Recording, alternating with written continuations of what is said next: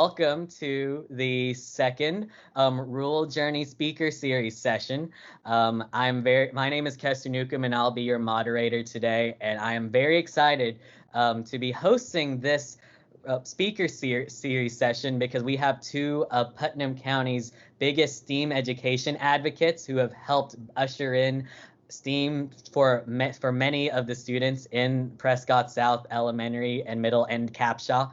So we are very excited to bring Dr. Catherine Jones and Mrs. Casey Garrison here with us to speak to our Tennessee Tech students. For those who don't know, so I'm currently the president of the Rural Reimagined Club here at Tennessee Tech, and Rural Reimagine is Tennessee Tech's grand challenge initiative to transform rural living through science, technology, and innovation. And we aim to, especially through the Rural Reimagined Club, our mission is to build awareness and advocacy for rural communities by encouraging our students to learn more about rural issues, which is why we have the speaker series here today, and also through encouraging individual service projects, service learning, research, civic engagement, entrepreneurship, you name it. So we are very excited to be hosting our second ever Rural Journey Speaker Series, and I'm going to be introducing our wonderful speakers today. Firstly, shout out to WCTE for their amazing support with helping us spread the word. We had Becky McGruer and Dawson Davidson on last week, and it was very fun, so we're very excited for all their help in helping us spread more about this talk. And so today we have on Dr. Catherine Jones. She is currently the principal of Prescott South Elementary School here in Cookeville. And we have also Mrs. Casey Garrison. She is the assistant principal at Capshaw Elementary School, also in Cookeville as well, but she did serve as the STEAM teacher back at Prescott South Middle School for many years. And for those who don't know, Prescott South Middle and Elementary School are the only two schools in the Upper Cumberland that are STEM designated by the Tennessee STEM Innovation Network. So we are very glad to have both Dr. Jones and Mrs. Garrison just share their rural journeys, especially being at now STEM designated schools. So I guess I'll start off with Dr. Jones. Could you share us your rural journey to where you are today? Sure. And so this is a focus on STEM and STEAM. And so the journey began for me as an assistant principal turned principal at Prescott Elementary. We were offered participation in a grant in 2012. It was a 2-year grant. And it would last it was 2012 to 2014. We were the only K-8 campus. So that's why they were interested in I'm going to say in us. It wasn't, we didn't create the grant, the county created the grant, and then they kind of decided the campus where they were, wanted to focus. So what it did was it introduced me to STEM. At the time, I was not well-versed. I was an elementary ed major. I had worked at Prescott Central, which is now Foundation Hall at Tennessee Tech. But because of the investment of the initial grant, I really feel it's my obligation to share everything we learn. In education, we tend to get sparks of ideas from other areas. And so that's why I like to share our journey and lessons learned, positive and negative, to kind of save other people time and money. Keep going. Next slide. I want you to kind of have an idea of what it looks like when you come into our school. We really started with discovery learning, and we were developing science modules for the STEM mobile that was based out of the Millard Oakley STEM Center. So it was a kind of a 3-part partnership. It was the Millard Oakley STEM Center, Prescott Middle, and Prescott Elementary. And our obligation was to help develop modules that would travel around the region and give opportunity to the rural students. Through that process, we received professional development, and then we really started understanding the purpose of STEM. Next slide.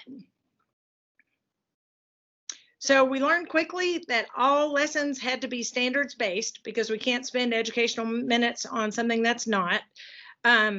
We learned that the legacy cycle, which was the original engineering design process that we used, that it was not elementary friendly. Like it made sense, but it wasn't just a natural fit. And so all those are lessons learned. So we try to improve from there. The picture in the upper right was my very first professional development. I went to Oak Ridge for a training because I don't have a science background. And so that was a big deal for me to get to put on the goggles and the gloves. And it was very much out of my comfort zone. We, as elementary ed majors, we don't have a lot of opportunities to put on cool gear. So I learned that was a neat experience, and I wanted our students to have those opportunities. We tried several programs, we tried several strategies, and ultimately what we did was we came up with a 5-step engineering design process. And then we have actually through the years learned that for kindergarten through 2nd grade, a 3-step process kind of gets you thinking like an engineer without the complications of the process. Ready for the next slide. So this shows the legacy cycle. This is the 5-step process that we now use. And then the improvement from there was the 3-step process. Next slide. That just kind of, my goal there is to show that we just continue to adapt and improve with what makes sense during the time. And I think we've all learned this during this COVID pandemic. So the next step was we understood the engineering design process, but then when you talked about STEM, often the conversations led to coding, robotics. And so we thought, well, what does this look like in elementary school? So I encouraged 2 teachers to attend a code.org training in Knoxville. And they returned and said, that was the best training ever. We need to integrate this into elementary. And so all of a sudden that was imperative. So we need to get our teachers trained with coding and the importance of coding. And then while that was happening, we also developed some highly attended family engagement events that are STEM related. So we have a big event in the fall. It's called CSI Night, and CSI stands for Curious STEM Investigators. And we partner with Tennessee Tech with that experience. I'm going to say historically, this year it will be a virtual event. But what's happened is the interest is so high for these fields that the kids, they're so engaged. That's why the families come, is because it's fun and it's interesting. Next slide.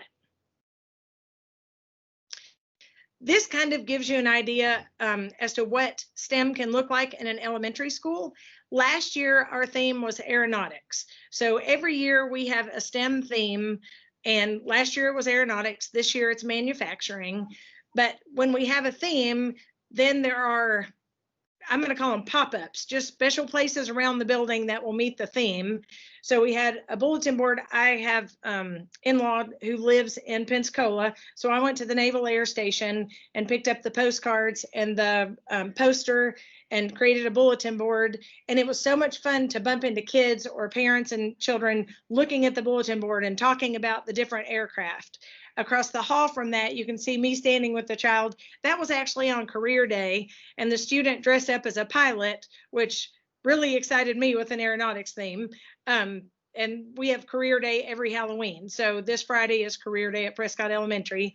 And then my bookkeeper surprised me. She found a spaceship that a grandfather had made for his child.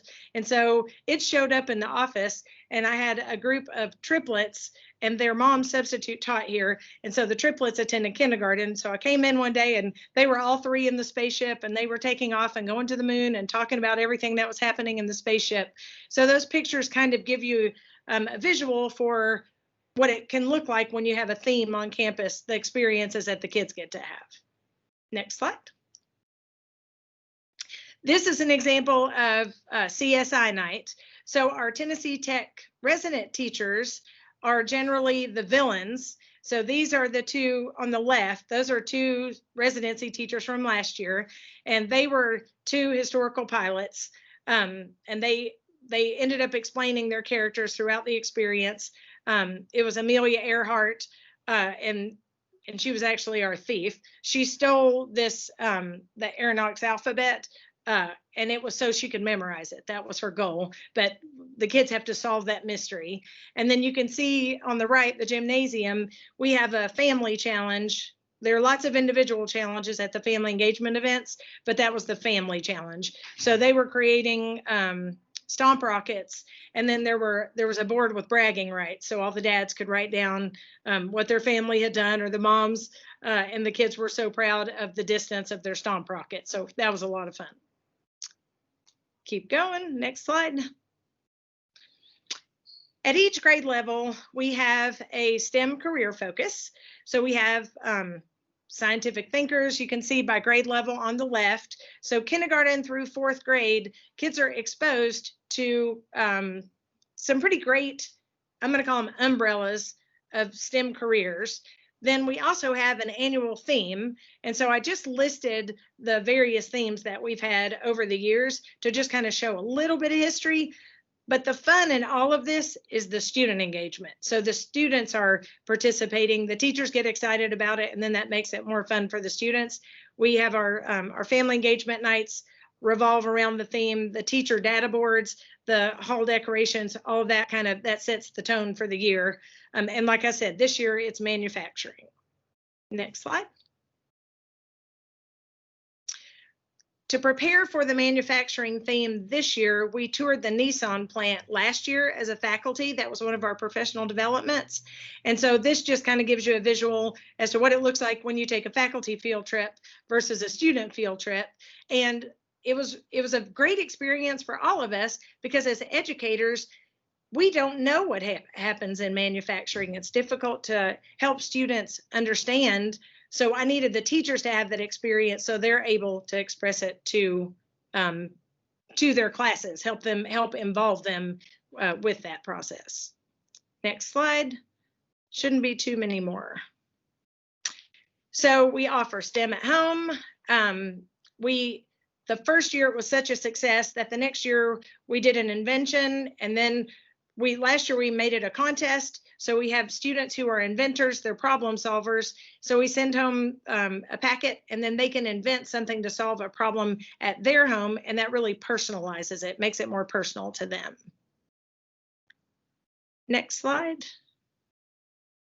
So these are some of their inventions, and I don't publicize them because honestly, some of these ideas could be patented. They're fabulous ideas. So on the left, upper left corner, you can see where the students were presenting these to our local evening Rotary Club. They served as our judges. And then in the lower right, we had a problem on campus, and the students had worked on a solution for static electricity on our playground surface. And so they've invited in their friends and family as their audience to present their solutions to. So that's what's going on in the lower right. But you can see the inventions lining the hallway. Lots of creative ideas, and they're all student made, which is fabulous. Hoping to get their interest in inventing and looking at the world critically and improving it. Next slide. Wonderland Woods is a fun place on our campus where pre-K and kindergarten spend time outdoors. And what we've learned through education is that we ask kids to be creative, but we've taken away all their tools for creativity. Students don't play in the woods. They don't have the traditional toys that they used to have. Often things are electronic and two-dimensional. So we've seen a decrease in their fine motor skills and gross motor skills. And so we've really tried to work it into the school day for students to have what I call old-fashioned creative play. And so this kind of gives you a visual as to what that looks like. Our kindergartners spend an hour and a half, 2 days a week in Wonderland Woods. And then in their encore rotation, they have 1 day a week where it's creative play with traditional toys like Matchbox cars, Lincoln Logs, Legos, just items that they would prefer electronics when you give them electronics, but when the electronics aren't there, they have a great time playing with traditional toys, and they learn to get along, they learn to share, they learn to compete in a safe environment. So lots of benefits for the kiddos. Next slide. That's it. This is my contact information in case anybody had a question or they wanted to learn more about anything about Prescott South Elementary. I love to brainstorm. I love to talk STEM, and I know my colleague Casey Garrison does as well. So that's kind of everything I've shown today is affordable. has been idea based and then built from there. It wasn't a program that we bought and then implemented. We really took the investment and used professional development to grow an understanding of STEM. And then that way it's adaptable. So as our curriculum has changed, we're able to continue with our STEM implementation. Do you have questions? Well, thank you so much, Dr. Jones, for for just sharing the story of you and Prescott South Elementary. If you don't mind, I'll unshare your screen, so I will turn it over to Mrs. Garrison, and I'm pulling up your presentation right now, and so essentially we're going to ask the same question to Mrs. Garrison. What is your rural journey in STEM education, in education in general? So is it showing up? No, it is. My journey starts in a totally different place and time. I have a science background, and I'm learning that a lot of the students in the College of Ed program right now, I actually had in school, and some of my previous students in class are now teachers for me here at Capshaw. But I started in education 17 years ago with a science background. I am fascinated with all things scientific. I'm a chemistry nut. I love physics. Biology is my jam. I can talk rocks and minerals all day long. So I was the versatile, what do we need Casey to teach? She can do it. Let's put her in a spot. So I'm an inquiry-based person. You can give me something to look at and you can give me something to listen to or to read, I'm okay with that. But if you give me things to figure out, that's where my personal learning style lies. So coming into teaching, I was inquiry-based learning and STEM-based before it actually had a name or an acronym. So everything that I did focused on an experience.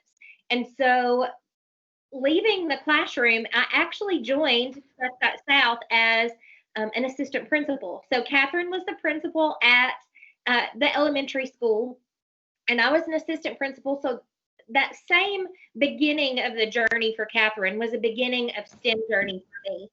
Viewing it as an administrator, I could see all of the overarching ideas. We had grants that we were looking at. We had so many trainings, and with that initial grant, it gave me the opportunity to see the bigger picture. I had two boys that were coming up through Prescott Elementary. So I knew as they became middle school students that I wanted to be able to give them every experience possible. You can teach them all day long, but unless a student experiences it, it doesn't quite equate to those same values or just rich passion for STEM. So as Catherine is building these sweet babies and they're coming up through Prescott Middle, and I'm an administrator, I realized I was giving more to my school than I was to my family. So I stepped back from the administrator point of view, knowing what Catherine's building at the elementary school, going back into the classroom and seeing the needs that now these kids who are coming in with rich experiences, we're not getting that same experience at the middle school level. So I was asked by our director of schools, Mr. Boyd at that time, and my principal, what's your dream job? No one had ever asked me that before. So for real, STEM was my passion, it was my jam, and it was my connection from where Catherine's students were coming to where the students that I was preparing were going, and that was those CTE paths and those high school focus areas. So I began my first year in STEM leading school-wide small group sessions in STEM. Colton Harrison to the front, y'all. Sorry about that. We created geodesic domes, and we talked about structure strength, and we talked about construction, like mechanisms of construction, how things are put together. We created complex shapes from recycled materials. And then the last semester, that first year, my kids created their very own high-heeled shoes from cardboard and foam board and ribbons, and they could bring anything in to decorate it that they could. The only caveat were that my boys had to wear the shoes, so they had to be large enough for dude feet, and they had to walk an entire, like we mapped off a distance. So they had to make it on their foot, function on their foot, and move from one end of the patio to the other and back, and be able to withstand climate and friction and pressure. So if it was raining on the day that they had to do their fashion walk, it was a little more challenging. But that's where we started. And really, we took hands-on things that the students were touching on in the elementary school, and we made them larger than life examples. And if you would like to see as much of that as possible, I have my Twitter account on here, and I tweet everything. So if there's something that you'd like to see, it's probably on there. So that's where my STEM journey began into STEM. And then for the next 7 years, I built a program. That started the end of that first year by surveying all 810 students in the middle school. I gave them about 25 different topics. I gave them examples of things that we would do in class. They learned what 3D modeling would mean. They learned what horticulture and permaculture was, and they voted. So through that 810 student vote, we picked the top 6 classes. And yes, I taught 6 different preps that year. It was insane. It was awesome all at one time. But we came up with a topic that the teachers wanted, which was Google 101. You get to college and you don't know how to create a slideshow properly. You don't know how to edit video or audio properly. And so that's where we start. That's where 5th grade began. Then we started with 3D modeling and engineering. We built race cars. They're soapbox derby cars that my kids designed them. They hand painted them. If you've ever seen a bunch of girls in an automotive paint booth, it's phenomenal. We did programming. We did an introduction and an advanced session, and we created a self-sustaining horticulture program. So the goal was 3 years. In 2 years, through grants and through local support, we had a self-sustaining horticulture program that Catherine's elementary school kids were able to come over and experience on a middle school side, and my students became the teacher. And just 2 years ago, we began our very first school-based enterprise. If you don't know what that is, you definitely need to check into it. Prescott has the bib and tucker. And if you don't know what a bib and tucker is, and they design, create, market, sell, and do all the inventory and the bookkeeping for the school-based enterprise. So it's completely student-led. The teacher is a facilitator, making sure that the students know how to use screen printing equipment properly, how to mix colors together. And so these are all things that the students are using to prep for specific high school focus areas. So the students, I didn't even talk about robotics. Catherine, Cora was my robotics class last semester. Incredible. But the students choose the encore classes at the middle school. They have access to 19, I think, high school focus area-esque classes.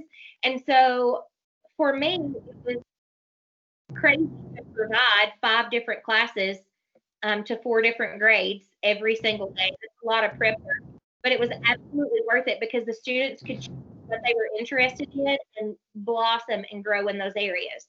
They could also choose things they'd never tried before, and it wasn't a year-long commitment. It was only a semester that they had to stay in that path.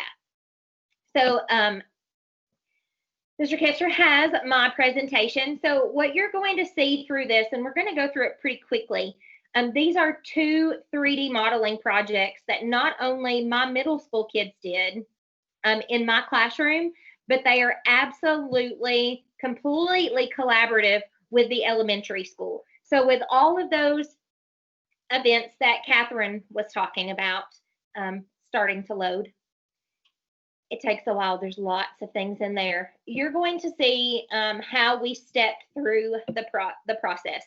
So the very first thing that I share with my kids, and Wikipedia is listed, that's intentional, because when creating this presentation, I asked the students to give me definitions for what 3D modeling was. And so, of course, they use Wikipedia because it's there and they're used to it. You can go ahead and go to the next slide. It's just definitions on what 3D modeling is. So on that next slide, it asks you, why would you use it? Really, it's just a hands-on way to boost interest with students. It gives them collaboration, and it fosters their own student leaders. And you'll see that in just a second. Go ahead and skip ahead. So we have two projects here. We have the Prescott 500, which is 3D modeling race cars. And then we have our tiny home project. And this was, hard to believe, 4 years ago. These students are now either sophomores or juniors at Cookeville High School or at the area high schools. And so you can see that my 8th grade students mentored 4th graders, and my 7th grade students mentored 3rd graders. And in both of these designs, my students became the producer and Catherine's students became the consumer. They gave information about what they wanted. My kids had to give a mini lesson, so they had to teach the physics of a race car and what drag was, what type of friction. My students could quote rolling friction and tell how it worked and why it worked. So they had to do some research first. With the tiny homes, the students focused with me first with a book character, and then they had to, through conversations, design, as an architect would, a tiny home for an elementary school student. Go ahead and we'll scan forward. So luckily, PBS learning is incredible. So these are all videos that I shared with my students. These are all videos that my students could share with their elementary school students. And it's a quick the longest I think is 11 minutes, 3 to 11 minute video that they can show and learn how to communicate ideas, what a civil engineer is, how architects use toys to create new ideas or new structures. The next slide is going to talk with you about that activity overview. And so in the activity overview, it's showing you, let's see, are we going to the next video link? Slide number 7 is going to show you what it looks like to be a middle school student mentoring an elementary school student. And Catherine, you're gonna recognize a lot of these students because they're current 8th graders now. But our kids went to the elementary side, and you can go ahead and move on to the next couple slides. In this video, you're going to see some of our students, and you don't have to play it, it's okay. The next couple slides are going to show you their learning. My kids were teaching. Catherine's kids were giving feedback, and it was constant. They saw each other once a week for 6 weeks. The next slide is going to show you follow-up. My kids have already designed cars. They're bringing it back to their elementary school cohorts, and they're making modifications. So each week, the students had a data collection log. They had to write down changes that their student wanted. It could be anything from color to size or shape, how large their wheels were. And then they had to be able to interpret the information that their client gave them and then make it happen visually.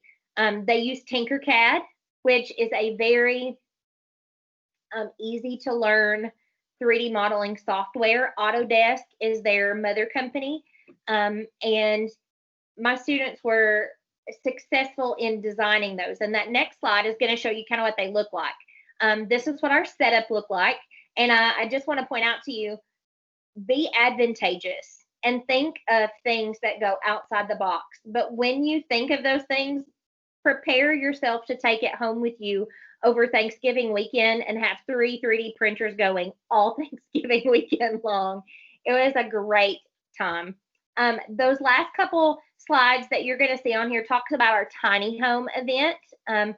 Those are slow motion videos that Mr. Kester, you can share that with our attendees today so that they can go through this and check out the links and look at everything. But the last few slides is the same. I mean, you can scan through those pretty quickly. The students created through floorplanner.com tiny homes for elementary school students. I'll wait until you get there. You can go ahead and go forward. There we go. So our students had to talk about what it was like to create a home, what homes look like on the inside. We talked about scale. We talked about size. We talked about square footage. We calculated their square footage for them. So it was brainstorming first.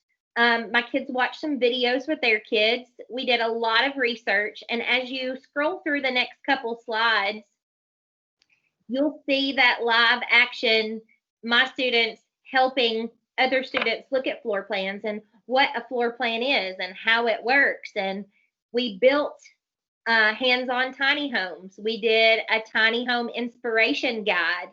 And so you can go ahead and skim through those. You'll see. I remember, Casey, I remember part of the refinement of that. I was up in our STEM class and they were having to decide what does a house need to be functional? Mm-hmm. Because my students were telling your students they needed a hot tub in their TV room and they needed, you know, a pinball machine in the bathroom. Yeah. And so they were, yeah, I mean, some game here and there. So then they had to go back and say, no, really, we got to, you know, what does a house have to have? Mm-hmm. Well, it has to have a bathroom. It needs to have a kitchen. You need a place to sleep. And so I remember that as part of the refining process, and all those lessons we always learned the hard way, which was the most enjoyable part as the teacher. Maybe not for the 8th grader trying to wrangle in the, you know, kindergarten or 1st grader. Mm-hmm. Well, and you'll see in some of these images that the students, one has a trampoline the size of half of their house. I mean, it's what's important. There it is. What's important to the student that matters. I mean, that pool is rocking, but when they go into bed at night, they're going to cram themselves in a tiny little room. You know, it really took some dialing in. Now, some of these that you're going to see are what my students had to accomplish for me. We took a character from a novel that they were reading in their classrooms, and they had to create they had to create a tiny home based on a character. 8th grade, I think, was doing The Outsiders. Our 9th grade English 9 class was working on Romeo and Juliet. So they had to create character spaces. I gave them maximum square footage. I gave them a guideline for what, you know, different colors in your house would mean. Red would be an exciting color that would like pep you up and get you going, but it could also be an angry color. That blues were more calming. And then we culminated the event, I think, and slide number 23 will show you who doesn't love a field trip. So don't be afraid to take students places. And this tiny home field trip, and you can scroll through these are the last of the presentation. My kids and Catherine's kids, we got to go into these tiny homes. We got to see what they look like. They put themselves in the bathroom. They put themselves in the kitchens, and they saw exactly how small these little homes were. So talk about full circle. We talk about a book character. We talk about creating one online. We make a 3D model of it. We make a paper model of it, and then we go and actually physically see it in real life.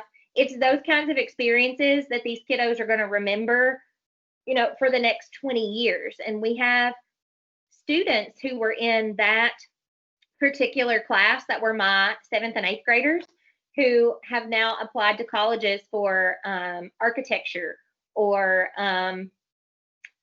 one of the students wants to be in architecture aesthetics.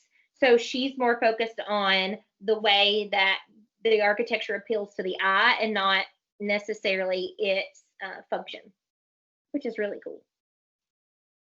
I'm sorry I talk so long, but backing up with Catherine, all of the things that I started at Prescott are being carried on and are being exponentially increased. It took me 7 years to get a student teacher, folks. If you are in the College of Education, hang in there. If you're not in the College of Education, it's a great place to be. But my student teacher from last year, Mr. Michael Chaffin, and some of you on here are going to know him. At the end of my student teaching, he stepped right into my position. When I came to Capshaw, he just jumped right in. So he's carrying on doing things his way. He calls every once in a while and we get to chat about things, but you have to know that in STEM education, it's never I'm always going to teach this. It's a revolving door. Ideas come in and ideas go out, and you have to be prepared to make changes for yourself to benefit your students. And at the elementary level, we need the partnerships. So if you're a college student and you think, I don't know what service learning looks like for an elementary, we just need the hands. It's kind of like why we partnered with the middle school, was because it was a 1-to-1 ratio, and 21st graders is a busy beehive. But if you put 21st graders with 28th graders, it's a really effective environment, and it quadruples their learning time and their opportunity. So that pipeline is a big deal. But if you're at the college and you say, well, I have a skill set, but I'm not sure how they could use it. We are currently working on a sensory garden. We have our family engagement events. We need guest speakers to teach our kids about the variety of majors, careers. What are you doing for your job? We call it a job when you're making money to survive, and then it's a career when you're a specialist. So what are you doing for your job while you're preparing for your career? The kids need to hear those stories so they understand. And knowing that I've moved from one STEM location now to another where there's already a thriving STEM program. We have a STEM teacher. We have a live living horticulture program already established. We also have a Kindergarten Woods now, following Catherine's lead from a few years ago, that we're building our program, and hopefully this time in a year we'll have our path paved for our STEM designation, because we're already working towards that at Capshaw. But just know that your area schools want you to come and engage with their students. If you've not been in a LEAPS program, or you've not taught LEAPS, and that's something that you're interested in sharing your passion with other students who may have the same passion, it's a great place to start. SAC is a before school and an after school childcare that doesn't just babysit kids, they engage kids, and it's a really great place to start as well. Great. Thank you so much, Mrs. Garrison and Dr. Jones, for sharing your amazing stories. I know it's always so fun to hear all the amazing things that kids can do and are doing right now in your classes. And I wish I had that much fun when I was back in elementary and middle school, for sure. So I guess I'll open it up I know I have a couple questions, but I want to open up for the audience. So does anyone in the audience have any questions to Dr. Jones and Mrs. Garrison about, anything regarding STEAM or STEM, or just anything in general? You can either drop it in the chat, or you can actually unmute your microphone and then just share it out. So does anyone have any questions right now?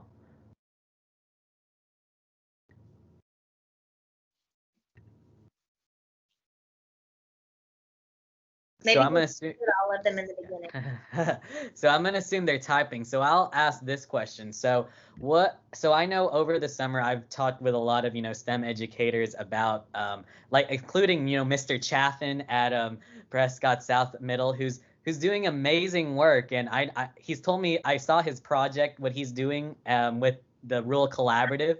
So I'm not going to spoil it for if any, of his students, see it here, but I'm very excited to see that. And I also had Mrs. Caddy Stevens, who's phenomenal over there at, Prescott South Elementary. And I know that a lot of educators have faced a lot of challenges with integrating STEM, not just within their own classrooms, but also throughout their schools as well. So what have been some of the challenges either or both of you have faced when you're trying to on your school's journey to integrating STEM to where now you're STEM designated and recognized as, you know, one of the leading, one of the leaders in STEM education today? I think having a well-rounded program, when you build a program, you have to start small and then add other elements. So I talked about the engineering design process, then we added coding and robotics, then we added the career focus, and then we keep building it and building it. And then you also have to know, right now, for the past 2 years, we've been refining what we're doing. So it's not always about more. Sometimes it's about getting better at the established practices. Mm-hmm. So we have, we've gotten some, what I call expectations down at the school level. So the kids get to participate with 2 challenges per 9 weeks that are related to classwork. It's application of the standards at the grade level, and they're original challenges. They're not something that you'll find on Teachers Pay Teachers. You can't look it up on the web. But we had to get to that. We used to have to look up a STEM challenge and make it apply to our standards. So we used to have novel sets, and the novel sets, we would take the science and social studies standards and then come up with a challenge, and then it kind of has worked its way into our new curriculum. So I think one of the challenges, one of my favorite things, is to find a problem on campus, figure out what grade level those standards apply to, and then involve the students in the solution. And we've done that with several of our, like I was talking about the static electricity on the playground surface. We've had several, we needed to display our prototypes when we built things. So the 4th graders designed some shelving, and then we partnered with the Baxter High School trades program. They built the shelving. Some of their self-contained special needs students helped sand the shelving, but we try to do inclusive, and everybody has a talent and something that they can share. And so you include as many people you can in the solution. That's something I'm really proud of.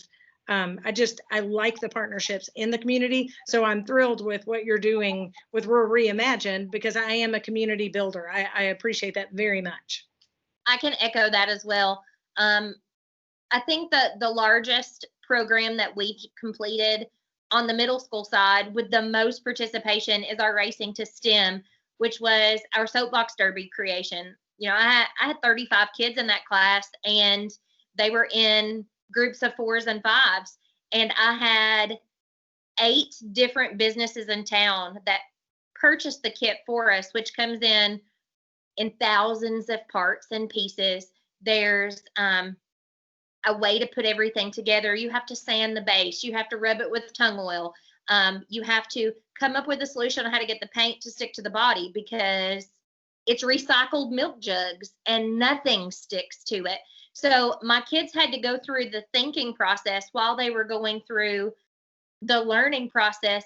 But in that, we had engineers from these businesses who came in every week, at least twice a week, and they spent an hour with these kids, making sure they were putting things together, knowing how to tighten a bolt without stripping it, or over tighten, or the difference between a lock washer and a lock nut. Like, those are 2 totally different things, and they don't have that skill set. But to have someone in the community who's willing to give their time and come in and volunteer, not just their money, but their brain power, to teach our kids something new, it's incredible. So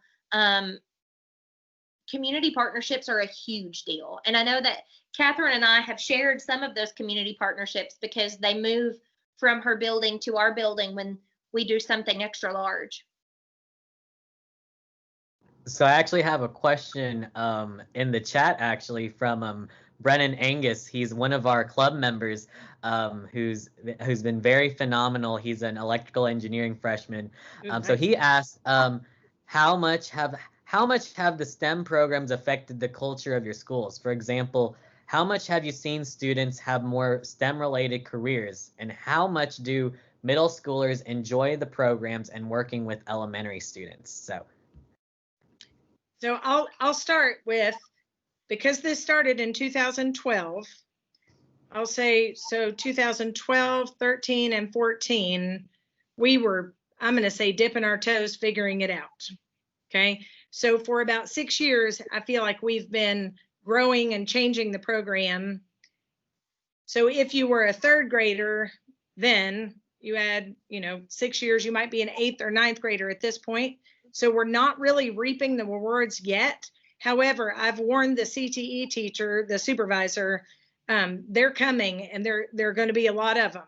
And so they've seen that. He has partnered with us.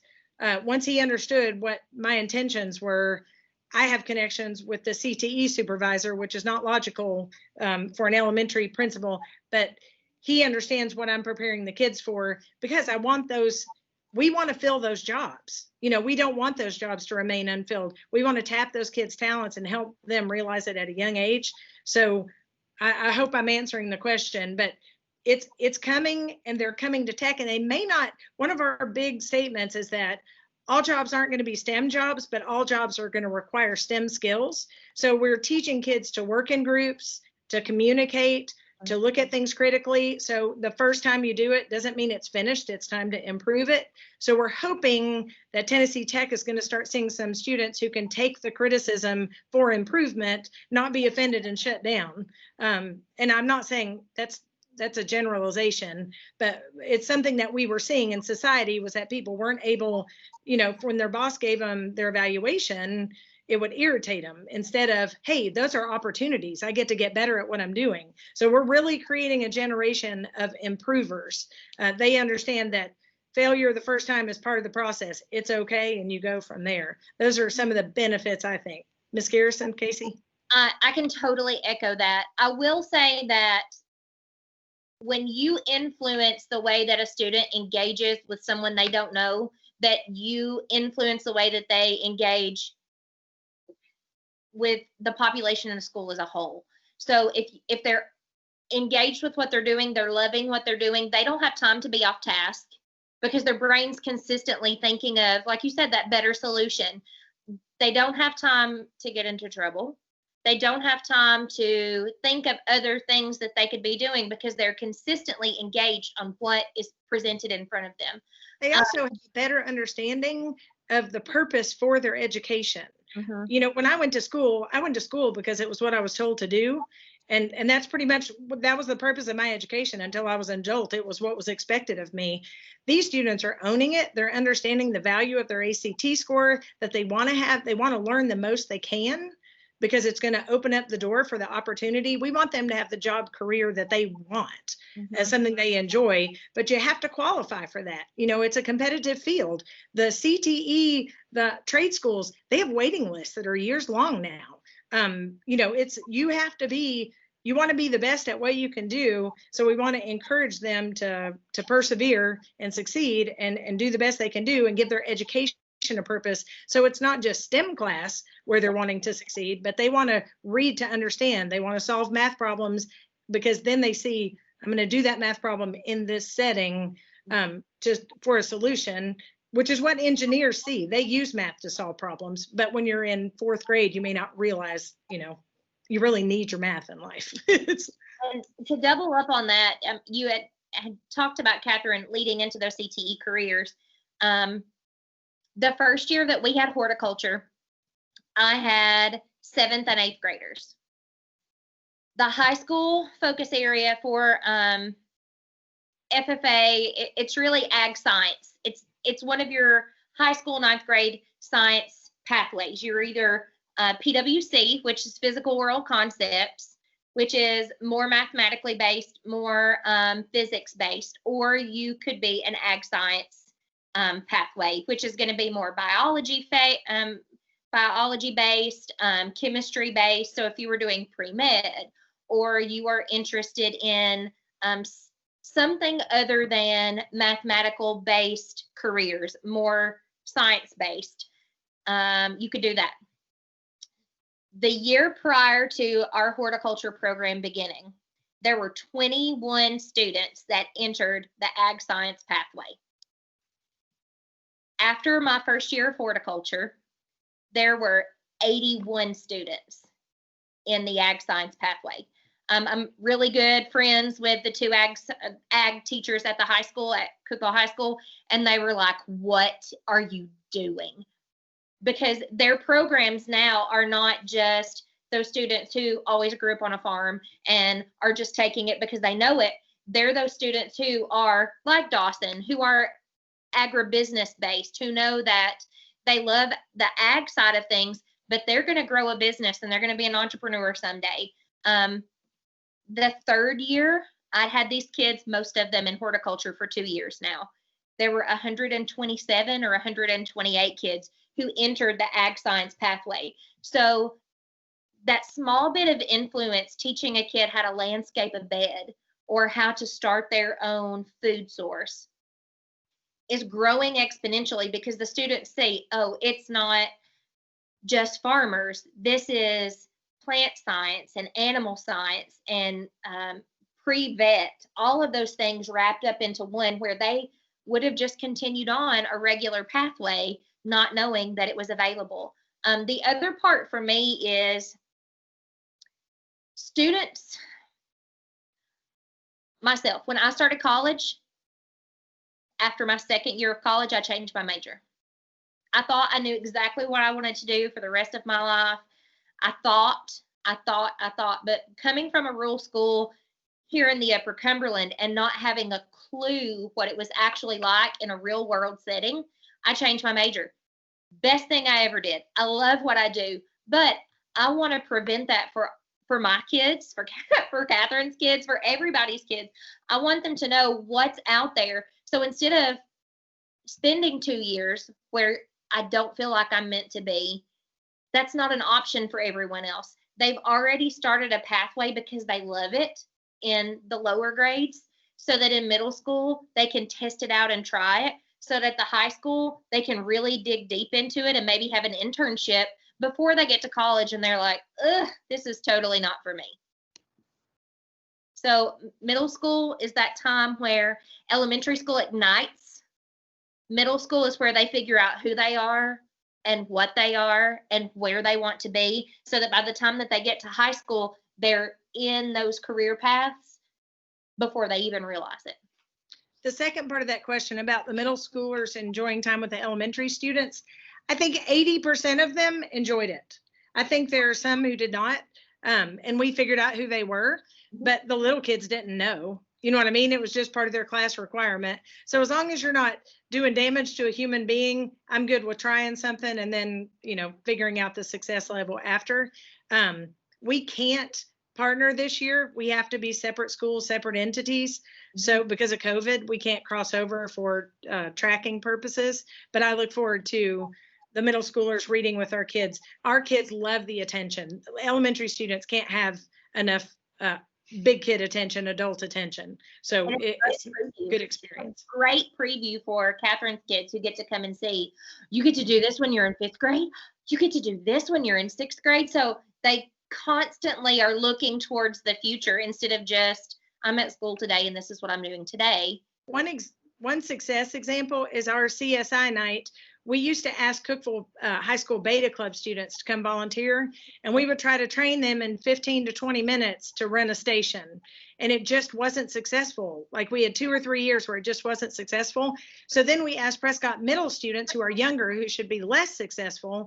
They had experienced CSI night. They knew what it was about. They didn't need any training. Those Beta Club students came in, ran the stations, and I mean, they were, 3 years out of elementary school. So it's funny, once you've experienced something, your level is much higher.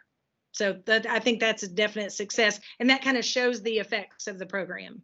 And later on, when I guess about 3 years ago was the last time that I really had to talk to kids and train kids with CSI night, because my kids were like, okay, so this is their topic and this is what we think that we can bring from the middle school. We've got these activities and we've done this before. Do you think they'll let us do it? So, I mean, there's been some conversation there where it was, hey, Katie, this is what my kiddos are thinking. This is what they want to bring. Do you have a station you want them to run, or can you let them run with this? Yep. And I love that. Yep. That is awesome. Thank you so much. Well, I guess I know it's almost 4, but I think we have time for just one more quick question. So this is from Sarah Brown. She's actually our social media chair for the Rural Reimagined Club. So it seems like these programs have the benefit of teaching kids not only specifics STEM skills, but general skills as well, such as problem solving and critical thinking skills. Have you seen that these programs affect how students perform in other non-STEM related subject areas as well? Yes, it's complicated because in education, everything has to be measured, and we invest so much effort into STEM, but it's not on a standardized test. So you can't turn STEM into multiple choice. You just can't do it. So what we've learned is the communication skills and the understanding. And when I was talking about the group work, some of those life skills have improved exponentially because of their STEM experiences, but there's no way to measure it. So I can't do I did my dissertation on the effects of high school career participation and STEM majors, or, the field of engineering and STEM careers or majors. So there's no way to measure it, but I see it. I can tell when kindergartners enter and fourth graders leave in a short 5-year period, often they are not typical with their peers that are not exposed to these types of experiences. And I'm glad that it's growing in the community. Like I'm thrilled that Capshaw is, working toward the designation. They've got a great program going on. Northeast is implementing. I know there are several other schools that are working on, you have to start small and let it grow. And so it takes a little bit of time, but hopefully, in not so many years, all students will have this foundation, and it will affect their, I'm going to say their ability to be a strong citizen and provide, in the community as a productive citizen. I'm going to address Sarah's question on the flip side, because she had asked in here how they perform. Data-driven responses, Catherine, you're so right. You can't see it, unfortunately, but you can see how those students are engaging in their other classes. So to see students who were not strong math students and may still not be strong math students are strong in presenting what their strategy was to solve a problem and justifying that strategy, even if it's not mathematically correct, seeing them attack problems in math or attack even a text. They're not just close reading anymore. They're going in, you see them with highlighters, you see them with pens and pencils, and they're underlining things, and they're finding all the important data or all the important information because they're having to do that in their STEM challenges. They have to rule out the irrelevance, and they have to bring in only the information. And so they're using that in their attack skills in their other classes. You can't see it unless you're not in that classroom. You can't see a student who lights up like a light bulb because they experienced an event in 2nd grade and now it's a part of their curriculum in 4th grade, and they're like, but I know all about this and let me tell you about it. So the performance level goes up, but it's really those soft skills, being able to communicate to your partner, being able to share with the entire classroom what your strategy was to solve a problem or to develop a solution. And sometimes in elementary math, and I just observed a classroom yesterday, the goal is not the answer. The goal is not to find the correct answer. Great, you found the correct answer. How did you? The goal was to create an equation. So sometimes it's how you attack, not what you result. And so I think that that's where these STEM specific skills are allowing our students to succeed more. It's not necessarily measurable data, but it's observational data that later on the student's going to be confident. And so they're going to be more willing to do than if they didn't have those skills. And on the I feel side, attendance is up. The kids don't miss when they're having a STEM challenge day. If the kids are going to the woods in kindergarten, they're not going to pretend they're sick and want to stay in bed that day because they enjoy the experiences so much. And they cry when they get picked up early. They're like, but today's STEM day, or we're in the kindergarten woods, or they're crying because it's smart gym and they're missing out on what they're doing in class. So it's the biggest compliment you can get is when they don't want to leave school. Yep. Yes, that is definitely amazing to hear. And so thank you for sharing, all those experiences. And something I've learned over the summer is that STEAM is a mindset. And certainly if you instill that, STEAM mindset, it's knowing that has helped me this year for certain as a sophomore computer engineering major, roughing it out. But so before so I guess we're about to wrap things up. So before we go, do you have any just like takeaways that our audience, so for the viewers right here, I know a couple of people may had to, have to go, but any just last minute takeaways for those who are either here or, or they have to, or we'll be watching this later when we post this online. So my belief, I think STEM is imperative. It's not going anywhere. It's not a phase. Often in education, things come and they go. They may add to the acronym and take away from the acronym as life continues, but I think it's here to stay. So we need to embrace it and then figure out ways to integrate it into the children's experiences at school as much as possible. I think that as a college student, especially, someone in the community who's watching, you need to know in 10 years, literally in 10 years, these little 8-year-olds that are in Catherine's classes and the 8-year-olds in our 3rd and 2nd grade classes here at Capshaw, they're going to be the students who are entering the workforce. They're going to be the students who are applying for college. They're going to be the students who are applying for your jobs, because you as the college students are going to be running these companies or supervising all of your employees. If you invest in them now, you can watch them grow to get to you. So it's not just, okay, in 10 years, yeah, you're going to see these kids. Literally, in 10 years, you're going to see these kids because they're going to be in front of you. So join however you can. Make an impact on those kids now, because you never know when one's going to walk in and say, oh, I remember you used to come into our 4th grade classroom and you helped Mr. Demery with this activity when we were having a STEM event. So making those connections, it's bound to happen in the Upper Cumberland. Join in the fun. That is awesome. So thank you so much, Mrs. Garrison and Dr. Jones. Certainly, I've learned quite a bit, and definitely I would love to just drop by if hopefully once, everything starts to pass, I want to really drop by your school soon.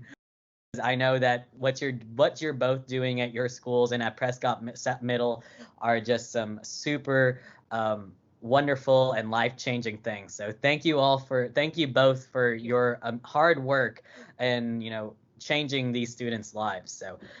So with that, I guess I'm going to conclude this week's Rural Journey Speaker Series. Just some final announcements about everything. So the Rural Reimagined Club will be having their final meeting of the semester on Tuesday, November 10th at 11 a.m. via Zoom. So if you are watching this and you're interested, feel free to reach out to me at knucum42@tntech.edu. Or you can just follow us on social media at TN Tech RRC for the club, or at TN Tech Rural Reimagined for the Rural Reimagined initiative as a whole. And we both have its Facebook and Instagram pages. And Sarah Brown is doing a wonderful job at heading them.